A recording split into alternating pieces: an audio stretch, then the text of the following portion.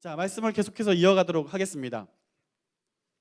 두려움에 떨고 있던 제자들에게 예수님께서 나타나셔서 그들에게 평강 있길 원하노라라고 말씀하세요. 그것은 단순한 아주 형식적인 그런 인사가 아니라 예수님의 죽으심과 부활로 인하여서 건넬 수 있는 생명의 인사였던 거죠. 주님이 그들에게 건넬 수 있는 평안은 생명의 인사였고 영원한 안식의 인사였고 모든 문제를 뛰어넘는 근본적인 평안에 대한 인사였어요. 자, 그런 의미에서 이 시간 서로에게 평안을 한번 빌어봅시다. 예수님을 의지하여. 자, 옆뒤 좌우 바라보시면서 평안을 빕니다. 너무 길면 샬롬 하시면 됩니다. 인사하겠습니다. 시작. 평안을 샬롬 다들 귀찮군요. 네, 안녕하세요. 네, 평안을 빕니다. 네. 여러분 이렇게 의상을 이렇게 보니까 저도 이렇게 봄을 좀 만끽하고 싶다. 맨날 저는 이렇게 작업복을 입고 설교를 해야 되니까 여러분들이 이런 의상이 너무 마음에 들고 이 예배를 이렇게 산속이나 바다나 이런 해변이나 이런 데서 하면 참 좋겠다 마음으로만 생각을 합니다. 그래서 봄이긴 봄인 것 같아요. 여러분들 다 이렇게 아름답게 입고 오신 거 보니까. 그래서일까 제자들이 호수로 나가요. 1절 말씀을 함께 읽겠습니다. 시작.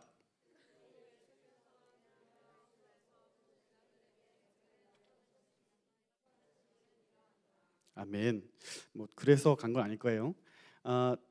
디베랴 호수가 어디입니까?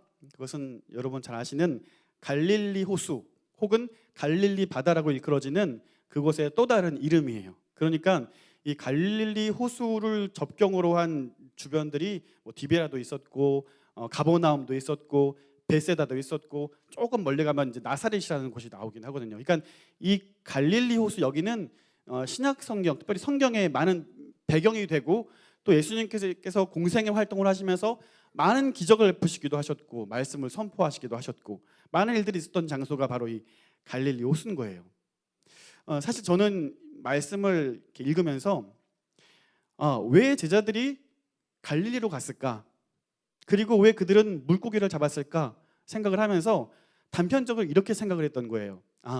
예수님께서 죽으시고 이제 모든 것이 끝났다고 생각을 하여서 실망하여 다시금 그 제자의 사명을 버리고 과거의 삶으로 돌아갔구나 이렇게 생각을 한 거예요.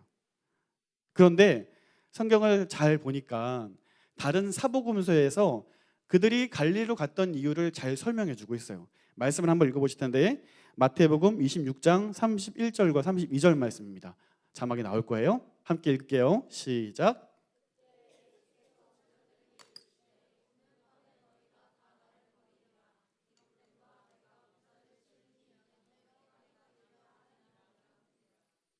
그러나 내가 살아난 후에 너희보다 먼저 죽으시기 전에 예수님께서 미리 말씀하셨어요. 그런데 예수님 십자가에 못 박히실 때 다 도망간 다음에 이 말씀이 들어왔겠습니까? 그런데 예수님께서 부활하시고 나서 마리아에게 보이신 다음에 그 천사들이 먼저 나타난 다음에 이런 이야기를 해요. 28장 7절에 보니까 이렇게 적혀 있어요. 또 빨리 가서 그의 제자들에게 이르되 그가 죽은 자 가운데 살아나셨고 너희보다 먼저 갈릴리로 가시나니 거기서 너희가 배우리라 하라. 보라 내가 너희에게 일렀느니라 하거늘. 그러니까 제자들이 예수님의 죽음 이것을 실패로 인식하고 이제 다 끝났구나. 다시 그냥 과거의 삶으로 돌아가자. 이러한 시도가 아니라 오히려 예수님의 명령을 기억해냈고 예수님을 뵙기 위하여 그 장소로 갔다라는 것을 우리는 말씀을 통해 알 수 있게 됩니다. 그런데 막상 내려갔는데 무엇을 해야 할지 모르겠는 거예요. 막상 내려갔는데 뭘 해야 되나? 아직 제자로서 어떤 일을 해야 될지 그들은 구체적인 삶의 방향을 찾지 못하고 있어요. 그래서 베드로가 다른 제자들에게 결단하여 이렇게 말합니다. 나는 물고기 잡으러 가겠다. 아마 베드로가 우리가 잘 알고 있는 대로 그들의 리더였던 것 같아요. 그 이야기를 들은 남은 제자들도 함께 그와 함께 물고기를 잡으러 배에 오르게 됩니다. 그래서 3절 말씀 한번 다 함께 읽어볼까요? 3절입니다. 시작.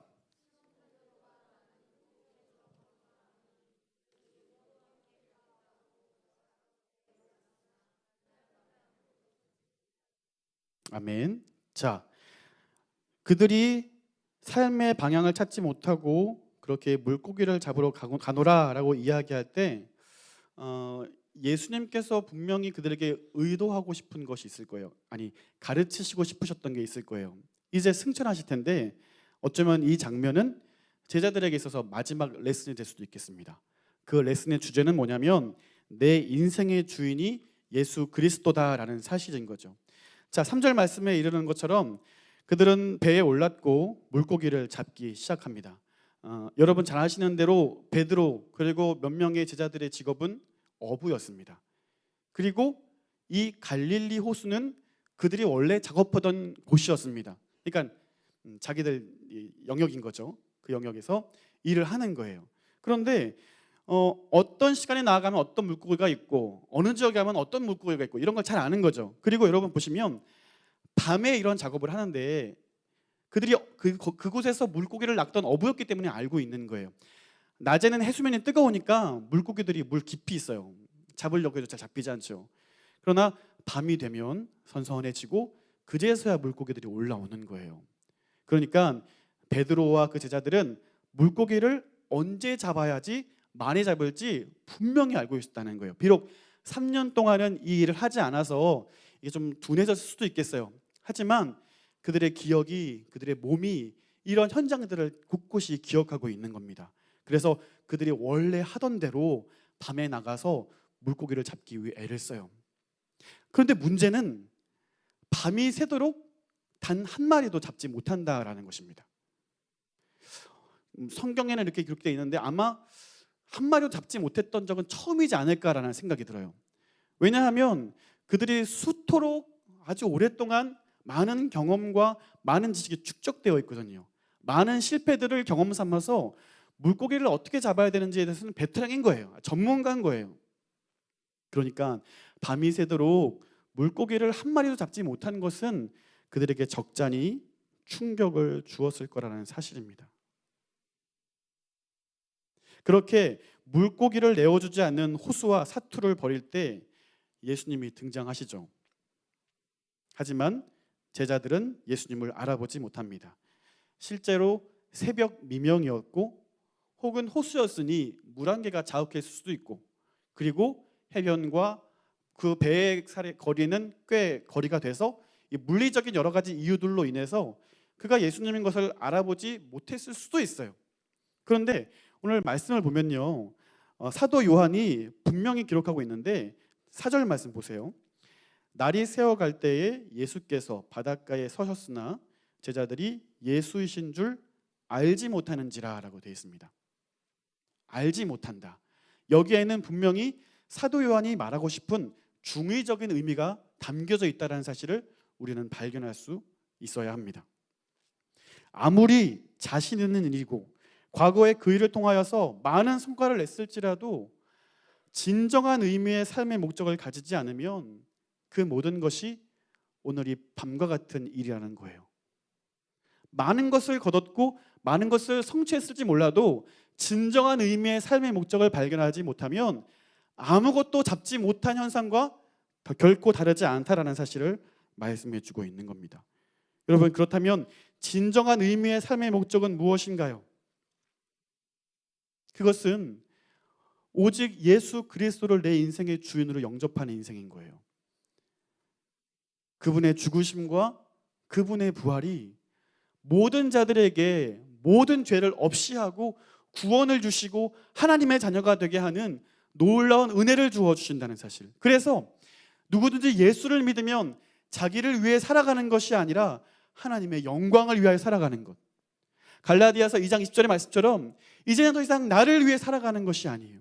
나를 위해 십자가에 못 박혀 죽으신 그분을 믿는 믿음 안에 살아가는 것. 그것이야말로 진정한 삶의 목적이라는 겁니다. 그러니까 오늘 밤이 맞도록 물고기를 허락하지 않은 데에는 분명히 이것은 세팅되어 있는 현장이라는 거예요. 예수님께서 이 장면을 통해서 제자들에게 분명히 알려주고 싶은 것이 있는 거죠. 사실 제자들은 이 일에는 전문가였잖아요. 그 누구의 도움 필요 없거든요. 자기들의 힘으로 자기들의 능력으로 물고기 많이 잡았어요. 많이 거두었고 많이 돈도 벌었을 거예요. 그런데 그 모든 것이 어떤 거냐라고 지금 분명히 인식시켜 주시는 거죠. 단 한 마리도 잡지 못했다. 이것은 그들에게 충격이었고 어쩌면 자존심 상하는 일이었을 수 있겠습니다. 그리고 잠시 이 과정을 한번 살펴봅시다. 5절, 6절 말씀 다 함께 읽어볼게요. 5절, 6절입니다. 시작.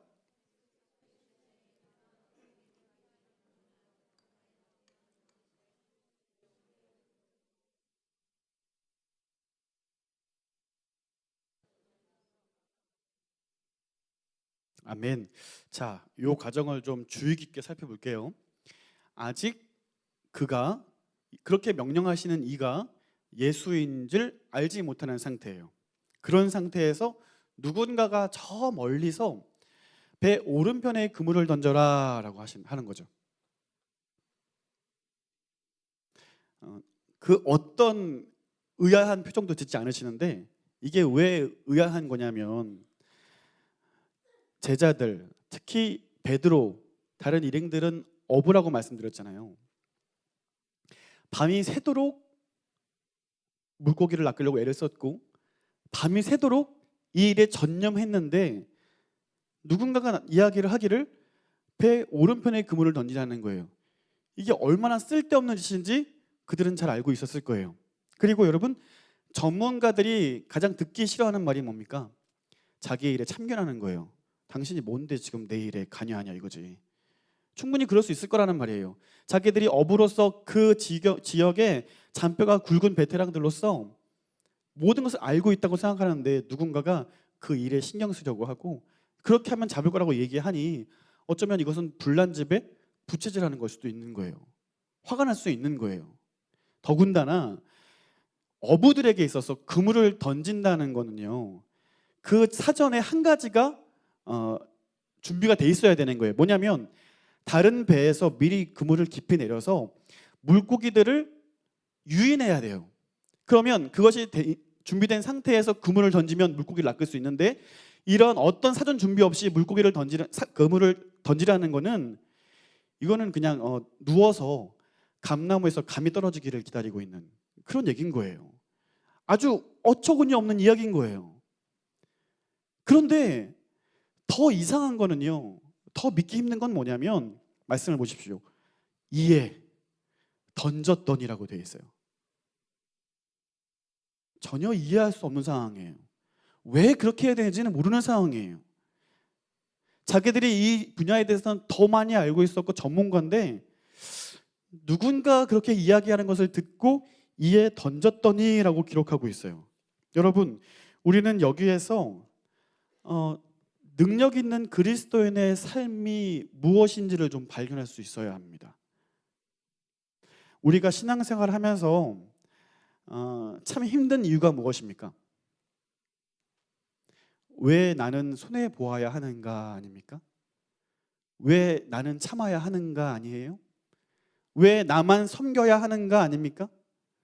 왜 나만 그런 불합리한 일을 견뎌내야 하냐 아닙니까? 왜 내 마음대로 살면 안 되는가 아니에요? 전혀 섬겨야 하는 상황이 아니고 전혀 참아야 할 상황이 아니고 다른 사람들도 다 사기치고 자기 멋대로 살아가는데 왜 우리만 그렇게 인내하고 참고 버티고 섬기고 아침부터 밤이 맞도록 수고하고 그렇게 하는데 아무도 인정해 주지 않고 왜 그래야 되냐고요. 이해되지 않는다라는 겁니다. 얼마든지 내가 할 수 있는 일은 내가 잘 해낼 수 있다고 생각하는 거예요. 그것이 인간관계이든 재정 문제이든 어떤 문제이든 내가 할 수 있는 거는 충분히 할 수 있다고 생각하는 겁니다. 왜 나만 참아야 되지? 왜 나만 섬겨야 되지? 왜 나만 일해야 되지? 이것이 저와 여러분의 고민 아닙니까? 우리의 고민 아닌가요? 그런데 여러분, 그렇게 이해되지 않는 상황에서 다 이해할 수 없고 다 용납되거나 받아들여지지 않는 상황 속에서 내밀히 말씀하시는 그 성령 하나님의 음성에 순종, 해보자라는 겁니다. 받아들여지지 않고 이거는 나 때문에 벌어진 일이 아님에도 불구하고 내게 말씀하시는 주님의 음성에 한번 순종해 보자는 겁니다. 이에 던졌더니 어떻게 해요? 물고기가 많아 어떻게 해요? 한번 읽어볼까요? 시작. 물고기가 많아 어떻게 해요? 여러분 저는 이 말씀을 여러분과 나누면서 예수 믿으면 부자 된다, 예수 믿으면 성공한다 이런 얘기하고 싶은 건 아니에요. 여러분 잘 아시는 볼펜 153 모나미 볼펜 있죠? 그 사장님이 이 말씀 보고 영감을 받아가지고 만들었다는 거예요. 그런데 저는 굳이 이 말씀 이런 예화를 하고 싶지 않은 거예요. 왜냐하면 예수 믿어도 실패하는 사람 많아요. 예수 믿어도 암 걸리고요. 예수 믿어도 이거 너무 어려운 일이 너무 많고요. 왜 예수 믿는데 이런 일이 벌어져야 되지는 일이 너무 많은 거예요. 근데 예수 믿으면 성공하고 예수 믿으면 부자 된다. 이게 얼마나 이게 부끄러운 일입니까? 저는 오늘 그 말씀을 드리기보다는 사실 물론 성공할 수 있어요. 이런 사람들처럼 다 욕심 부리지 않고 청지기의 마음으로 그렇게 세상을 섬기는 사람들에게는 하나님이 부어주시겠죠. 축복의 통로 역할을 하기 위해서. 그러나 우리가 좀 기억하고 이 장면을 통해서 배워야 되는 건 뭐냐면 예수의 명령이 그 인생에게 먹히냐 먹히지 않느냐에 대한 이야기인 거예요. 그 예수님의 말씀이 그 사람의 인생으로 하여금 그 삶의 걸음을 인도하냐 안 하느냐, 그 걸음을 걸어가는 데 있어서 영향을 주냐 주지 않느냐, 이것에 대한 이야기인 거죠. 예수의 음성을 듣고 그 말씀대로 즐겨 사는 사람들의 삶을 주가 채워주시겠다라는 거예요. 그것이 어떤 방법이냐에 따라서는 우리가 하나님의 계획과 하나님의 방법을 인정할 수 있어야 되는 겁니다. 예수님께서 일전의 제자들에게 가르쳐 주신 말씀이 있어요. 여러분 몇 장 앞으로 좀 넘겨보세요. 요한복음 15장 5절입니다. 요한복음 15장 5절 말씀 함께 읽어보겠습니다. 시작. 나는 포도나무요 너희는 가지라. 그가 내 안에 내가 그 안에 거하면 사람이 열매를 많이 맺나니 나를 떠나서는 너희가 아무것도 할 수 없음이라. 아멘. 과거 15장에서 예수님께서 포도나무 비유를 통해서 함께하는 것, 나와 동행하는 것에 대한 이론 수업을 말씀해 주셨다면 오늘 이 장면에서는 실습을 하고 있는 거예요. 그가 이전에는 예수 알기 전에 그가 자신의 능력과 자신의 지식으로 수많은 성공을 이루었다 할지라도 그것이 진정한 삶의 목적으로서는 의미 없는 거라는 거예요. 많이 낚았을지라도 그게 하나님이 없는 인생, 예수 그리스도가 주인 되지 않는 인생은 오늘 밤에 그토록 수고했지만 아무것도 낚지 못했던 것처럼 의미 없는 삶이라는 겁니다. 그러나 이젠 다른 거예요. 예수의 명령이 있었고 이해되지 않아요. 납득할 수 없어요. 하지만 그 명령을 순종하여서 실행했더니 하나님의 일하심이 분명히 경험되더라라는 겁니다. 조금 전만 해도요, 그들은 실패감을 맛보았고 적잖이 충격을 받았을 거예요. 아직 예수님 오시지 않고 제자로서의 삶을 어떻게 살아갈 것인가에 대해서 구체적으로 무엇인가를 감잡지 못했던 순간에 예수께서 오셔서 그들에게 명령하셨고 그 명령을 받아들이고 순종하여서 오늘 이런 놀라운 일들을 그들은 경험하게 됩니다. 물고기를 잡아 올려보니까 여기 보세요. 그물이 가득 차 있어요. 그렇죠? 그리고 물고기 하나하나가 다 큰 거예요. 말씀드린 것처럼 153마리는 그 의미에 대해서 여러분 별로 이렇게 생각하실 필요는 없을 것 같아요. 그 다음에 뭐냐면 그렇게 많은 물고기와 큰 물고기가 잡혔음에도 불구하고 그물이 찢어지지 아니하였더라라고 말씀하고 있습니다. 조금 전까지만 하더라도 상상할 수 없는 일이었잖아요. 자존심에 금도 가는 상황들이었어요. 그러나 예수님께서 말씀하셨고 명령에 순종함으로 놀랍도록 일하시는 주님의 일하심을 보게 되는 거예요. 사랑하는 여러분, 이렇게 말씀을 드리면서 저도 공감하는 건 있어요. 이 길이 쉽지 않다는 거예요. 알겠어. 지식적으로는 알겠어요. 그래도 주님 명령 따르면 주님 나를 인도해 주시겠지. 알겠어요. 근데 실제로 내 삶 가운데 주님 명령을 선택하는 것은요, 그건 어쩌면 자존심 상하는 일일 수도 있고요, 큰 손해를 염두하는 일일 수도 있고요, 그것은 어쩌면 관계의 단절을 의미하는 일일 수도 있어요. 이 세상의 방식으로는 이 길이 너무 고되다는 것을 잘 알고 있어요. 여러분, 그렇기 때문에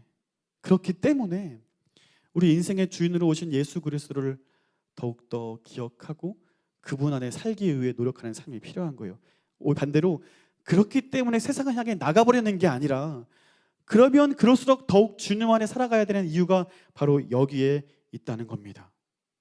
제자들은 물고기를 낚는 어부가 아니라 사람을 낚는 제자, 사도가 되어야 했어요.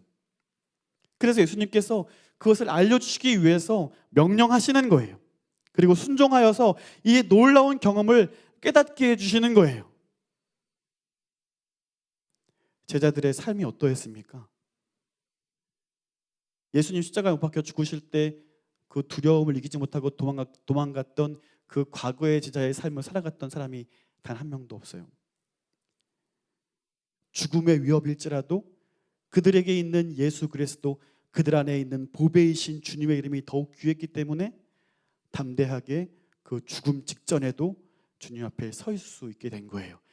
이 수업을 들었고 주님의 명령을 들었고 이 놀라운 일들을 경험했기 때문에 그렇습니다.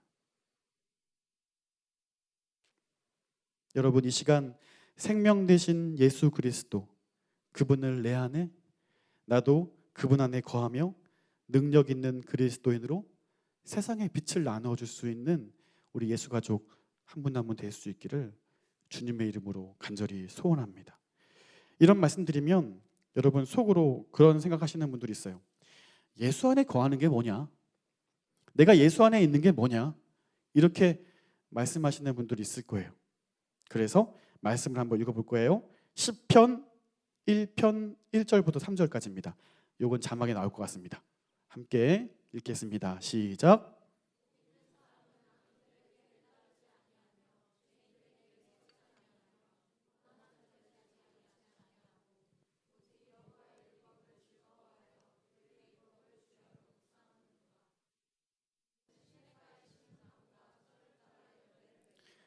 그 잎사귀가 마르지 아니함 같으니 그가 하는 모든 일이 다 형통하리도다. 아멘. 우리는 형통을 소원하고 잎사귀가 무성한 그 잎사귀를 원하고 시절마다 맺는 그 과실을 원해요. 그런데 오늘 시편의 주자는 복 있는 사람은 어떤 사람이냐, 그런 결실을 맺는 사람은 어떤 사람이냐라고 이야기하면서 율법을 주야로 묵상하는 자다라고 이야기를 해요. 말씀을 가까이 하는 자가 복이 있는 자다라고 말씀해요. 여러분, 말씀으로 오신 예수 그리스도, 그 말씀을 가까이 할 수 있기를 바랍니다. 그 말씀을 여러분 일주일에 한 번요, 교회 올 때만 꺼내지 마시고요, 매일 아침 펴서 그 말씀을 한번 묵상할 수 있기를 바라요. 그 말씀이 나를 어떻게 인도하실지 여러분 기대할 수 있기를 바라요. 내가 말씀을 묵상하는 것이 내가 주 안에 거하는 삶이에요. 그 명령이 들려져서 내가 내 마음대로 살 수도 있지만 말씀이 그러한 삶을 살지 말라 하시기에, 말씀이 하나님의 영광을 구하는 삶을 살라 하기에 내 뜻을 접고 하나님의 뜻을 위해 살아가는 그 사람이 그 안에 주가 거하시는 거예요. 그냥 어떤 신비한 현상을 꿈꾸지 마시고요, 여러분 안에 있는 이 성경을 가까이 하는 사람이 주와 동행하는 삶인 거예요. 그리고 그 말씀이 그들의 삶 가운데 그들을 주장하고 그들을 지배하고 그들을 통치하고 그들을 다스리는 것이 주님이 여러분의 주인 되어주는 것이죠. 여러분, 그러한 자들이, 그러한 순종하는 자들이 이러한 풍성한 삶의 열매를 얻게 되는 줄 믿으시기를 바라고, 저 여러분이 그러한 축복을 받아 누릴 수 있게 되기를 간절히 소원합니다. 자, 이제 이 상황을 눈여겨본 사람이 있어요. 다 함께 본문 7절 말씀 함께 읽겠습니다. 7절 시작.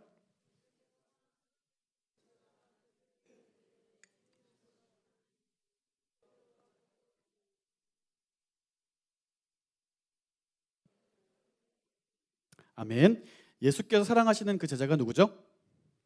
그렇죠. 이제는 아셔야 되죠. 그죠? 요한입니다. 요한이 베드로에게 얘기하는 거예요. 주시다. 이거는요, 추측이 아니라 단정이에요. 베드로에게 쿡 찌르면서 저 예수님 아니야? 이게 아니라 예수님이시다, 우리의 주님이시다 라고 단정하여 그에게 말하는 거예요. 왜냐하면 요한은요, 이러한 놀라운 일을 행할 수 있는 건 예수님밖에 없다고 인정했던 거예요. 아직 희미하게 보이지 않지만 그분은 바로 예수님이시다라는 것을 체감적으로 알았던 거죠. 그래서 베드로에게 이야기를 하는데 베드로가 그 이야기를 듣자마자 어떻게 합니까? 바다로 물로 뛰어들어요. 그런데 그 다음 구절 보면 50칸쯤 된다라고 하는데 이거는 약 한 90m, 100m가 안 되는 거리예요. 어부들에게 있어서는 얼마 안 되는 거리일 수 있어요. 근데 우리는 이거 멀잖아요. 그런데 그냥 작업하던 그 환경에서 뛰어들면 되는데 겉옷을 입고 뛰어내리는 거예요. 여러분 잘 아시는 대로 유대인들의 옷은 통으로 되어 있기 때문에 수영할 때 얼마나 거추장스럽겠어요. 그러니까 그 일말의 양심이 있는 거예요. 베드로가 그 예수님을 뵈면서 이렇게 준비되지 않은 모습으로 뵙는 건 이거는 예의가 아니다 싶어서 겉옷을 두르고 그 주님을 뵙기 위해 물속을 뛰어들어요. 수영을 해서 달려갑니다. 저는 그 수영을 하면서 예수님을 배우러 가는 그 순간까지 베드로가 어떤 생각을 했을까 생각을 해봤어요. 차라리 좀 속 시원하게 혼내주셨으면 좋겠다, 이런 생각 들지 않습니까? 일전에 예루살렘에서 베드로를 비롯한 제자들을 만나셨을 때에도 베드로에 대한 이야기 하지 않으세요. 너 이 자식 3번이나 나를, 이러면서 안 하시고 평안할지어다 이 말씀하시고, 이제는 수영을 하면 가면서 그냥 속 시원해 좀 혼냈으면 좋겠다, 2발 뻗고 좀 편히 쉬게, 차라리 꼬치꼬치 찝으시고 지적해 주시고 차라리 좀 때렸으면 좋겠다, 이런 생각하지 않았을까요? 육지에 도달하니까 이 베드로의 눈에 들어오는 게 뭐냐면 숯불입니다. 그리고 숯불 위에 노릇노릇하게 구워져 가는 생선, 그리고 빵 조각들입니다. 다른 제자들도 비슷하게 도착한 것 같아요. 예수님께서 제자들에게 말씀하시기를 아침 먹어라. 혼내주셨으면 좋겠는데 끝까지 그러시는 거예요. 아침 먹어. 여러분, 유대인들에게 있어서 식사를 함께 한다는 것은 어떤 의미가 있는 거예요. 아무하고나 식사하지 않거든요. 같은 공동체, 가족으로 인정하는 사람들, 그러니까 같이 식사를 한다는 것은 한 공동체로 여김 받는다, 그러니까 그 소속감을 느낄 수 있는 거죠. 지금 베드로와 제자들은 그런 대우를 받을 만한 사람들이 아니에요. 배반했고 도망갔고 나 몰라라 멀리 있던 사람들이고, 특별히 베드로는 그 숯불을 보면서 언제가 떠올랐을까요? 예수님을 부인하던 그날 밤 숯불에서 손을 째고 있었거든요. 그때 그날 밤이 떠오르지 않았을까요? 그런데 예수님께서 아침 먹어라 라고 말씀하시는 거죠. 그리고 계속해서 말씀 보실까요? 13절 말씀 함께 읽습니다. 시작.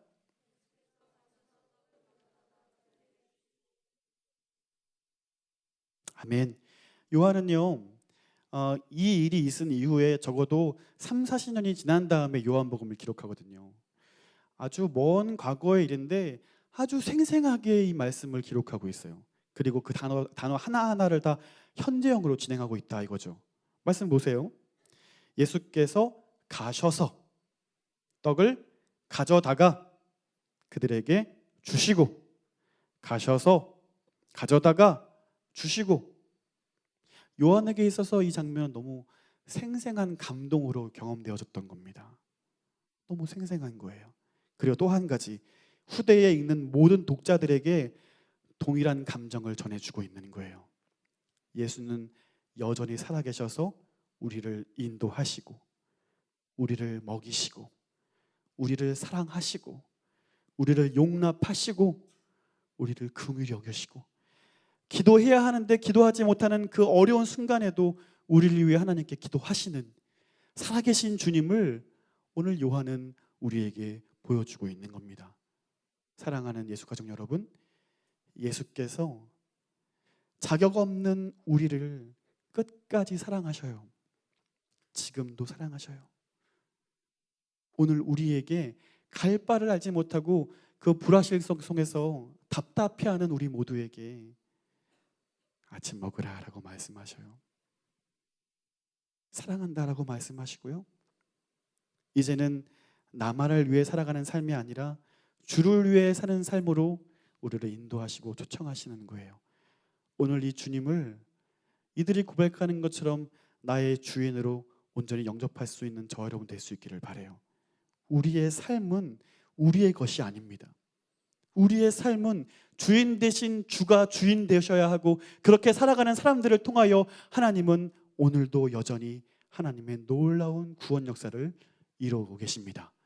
그 역사에, 그 구원에, 그 귀한 일들에 쓰임받는 저 여러분 될 수 있기를 바라요. 이러한 은혜, 이러한 경험 하나하나들이 우리가 더욱더 주님을 가까이 의지할 수 있는 능력이 되는 거예요. 소망이 되는 거예요. 더 큰 어려움이 있을지라도 그때 주님이 나를 그렇게 인도해 주셨지. 그날 주님이 그렇게 나를 놀랍도록 그 문제들을 해결해 주셨지. 이것이 우리의 경험되고 우리의 간증되어서 주님 뵈는 그날까지 우리가 충성스럽게 살아갈 수 있게 되기를 간절히 소원합니다. 사랑하는 여러분,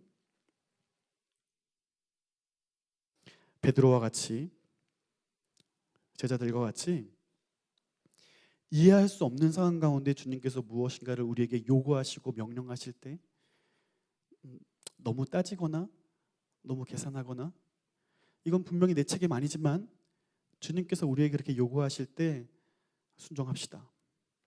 한번 따라가 봅시다. 과연 어느 길이 옳았는가를 우리가 직접 경험해 봅시다.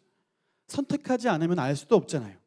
오늘 이 제자들이 마지막에 빈 그물을 경험하지 못했다면 예수님이 어떻게 우리를 인도하실지 경험하지 못했을 거 아닙니까? 자존심이 상하다 하여서 그 명령을 무시해버렸다면 경험하지 못했을 거 아닙니까? 한번 치열하게 싸우고 봅시다. 치열하게 이 믿음의 길을 함께 걸어가 봅시다. 혼자 할 수 없으니 함께 나아가 봅시다. 함께 예수 가족이라고 일컫는 우리 모두가 이 믿음의 길에 함께 설 수 있도록 함께 격려하고 함께 믿음의 길에 걸어갈 수 있도록 우리가 함께 도전해 줄 수 있는 우리 모두 될 수 있기를 주님의 이름으로 축원드립니다.